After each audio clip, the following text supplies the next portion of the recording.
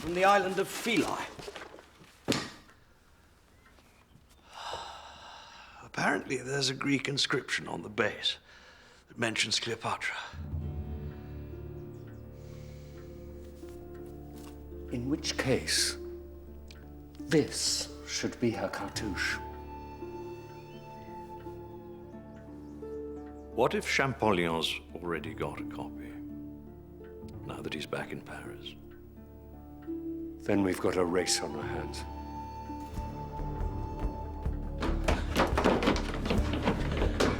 Have you done it? Almost. I have a P, an O, and an L from Ptolemy already. And this must be a K. It's Cleopatra, I'm sure of it. It's an obelisk from England, sent to me by an old college friend. But can you trust it? We've hardly had any reliable copies of anything yet. Well, if this is right, then so am I. Let me show you. This is what I think the Cleopatra cartouche should look like. My God. They're identical. You've beaten him. You can read hieroglyphs. No, I can't. Cleopatra is a modern Greek name translated into hieroglyphs. I need to prove that I can read real ancient Egyptian names. Names written in hieroglyphs in the first place. Maybe Sassy was right all along. Maybe ancient hieroglyphs are just silent symbols.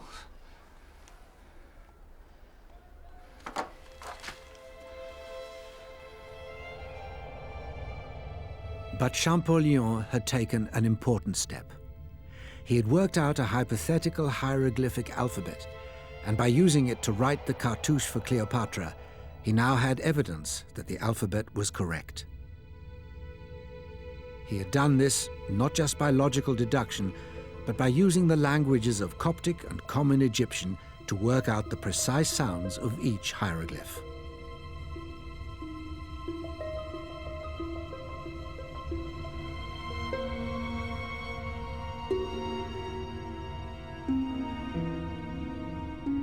William Banks's obelisk now stands in the grounds of the Kingston Lacey estate in Dorset. Ironically, although it looked like giving Young an advantage in the race, the obelisk ended up making his life more difficult, because in his reading of its hieroglyphs, he made a crucial mistake.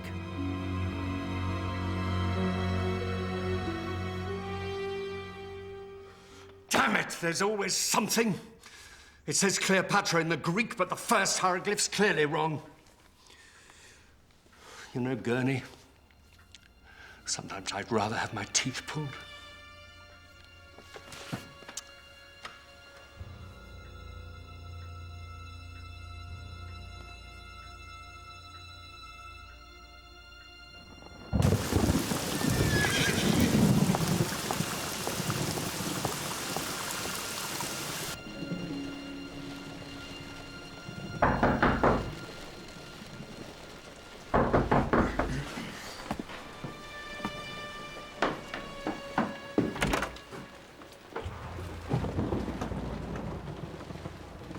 Gosh, Tron, what are you doing here?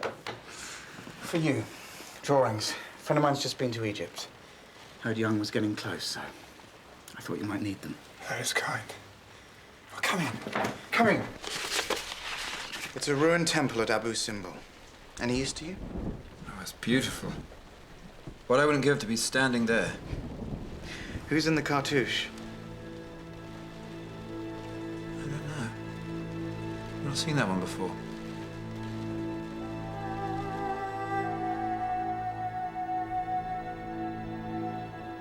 Abu Simbel was an ancient temple. This monument was constructed long before the country was colonized by Alexander the Great. So the hieroglyphs which covered its walls were old enough never to have been corrupted by ancient Greek.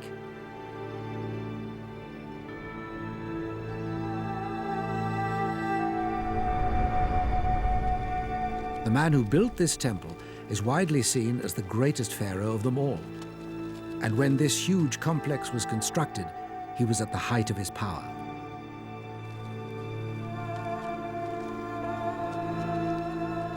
The four 65-foot statues which guard the entrance to the building were images of the pharaoh himself.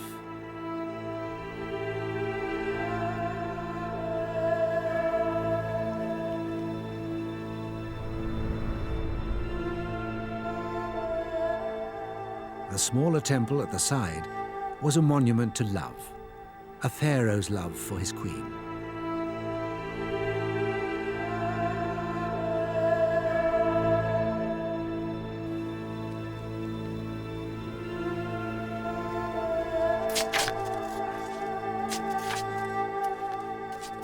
It was Giovanni Belzoni himself who had discovered the inner temple in 1817. Time to go in.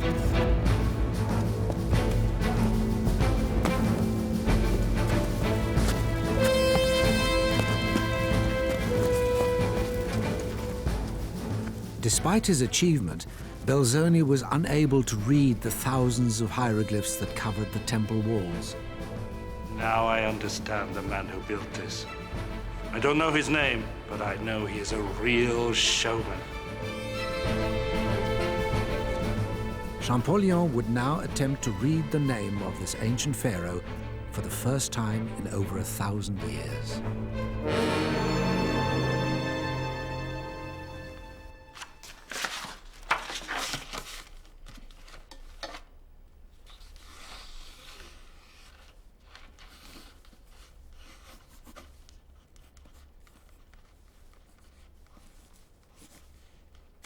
There we are.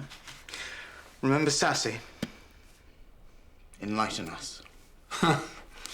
How close are we to enlightenment after all these years? Well, you know that it's a royal name. True. And this is an ancient temple. It's not Greek or Roman. Mm-hmm. What does that one look like to you? I always thought it was like the sun. What if it was more than just a symbol? What if this ancient hieroglyph also made a sound?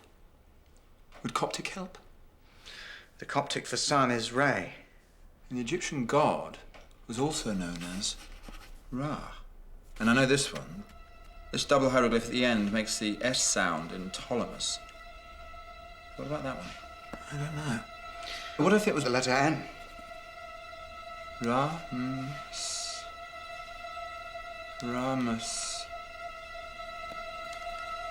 Ramesses.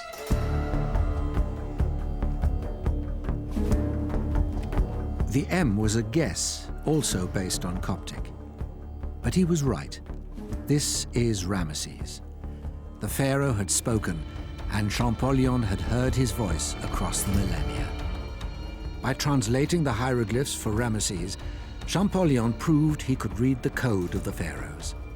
He was now able to confirm that his hieroglyphic alphabet could be extended to read words written over 3,000 years ago.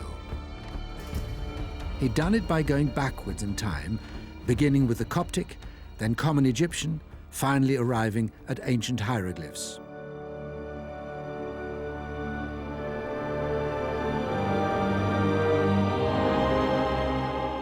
Champollion at last had the key to making the mysterious hieroglyphs that covered every temple wall in Egypt speak their secrets.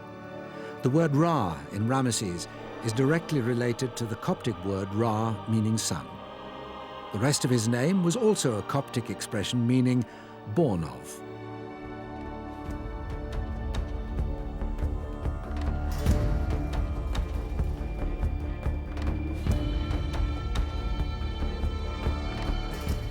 In ancient Egyptian culture, Ra was the creator of Egypt, a sun god, one of the most important of all Egyptian deities.